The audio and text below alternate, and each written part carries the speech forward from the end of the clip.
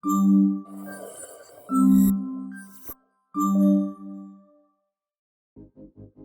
Pajak atau DJP menyampaikan penetapan tersangka kejahatan di bidang pajak tanpa didahului pemeriksaan sebagai saksi lebih memudahkan otoritas dalam melakukan penegakan hukum. Kendati ada peraturan yang memperluas ruang gerak otoritas pajak, Direktur P2 Humas DJP Neil Maldrin Nur mengatakan DJP tetap berhati-hati dalam melaksanakan penetapan tersangka kejahatan pajak.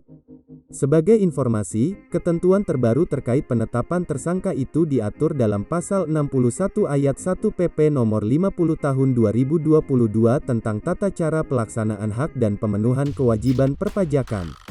Dengan pasal ini, kita akan sangat berhati-hati menetapkan tersangka, karena enggak mungkin DJP ugal-ugalan menetapkan tersangka, ujar Neil Maldrin kepada awak media, Jumat, tanggal 16 Desember tahun 2022.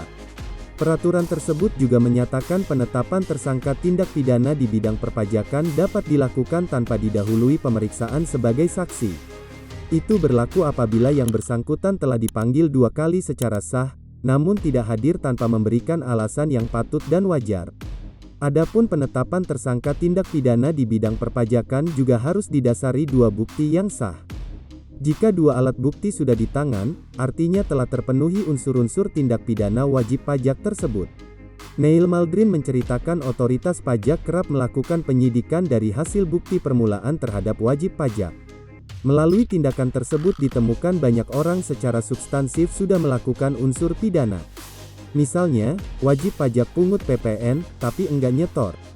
Kemudian, karena dia belum tersangka, untuk dilakukan tindak lanjut berikutnya kan enggak bisa, karena dia enggak ditemukan, katanya. Kini, melalui PP Nomor 50 Tahun 2022 tugas dan fungsi penyidik pun diperluas.